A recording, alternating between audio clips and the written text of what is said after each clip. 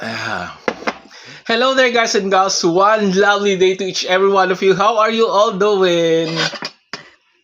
Welcome to my day 35. Oh my gosh, guys and gals.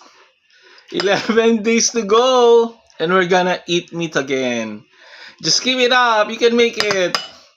I know. Let's have some lunch, okay? Late lunch. I have bought this one at the Sari Sari store and the bakery combined. Milkfish. See that? You want belly? Come on, be the first one to taste, be the first one to bite.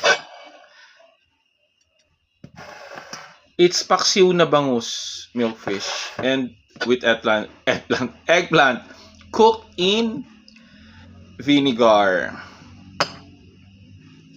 Gosh.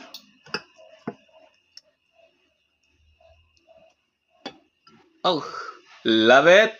Love it. Guys, just remember, we need to respect our supreme being to give respect because he died on the cross just to save our sins and redeem our souls. Mm. Mm. I also have here a dried sapsap. Bye for now.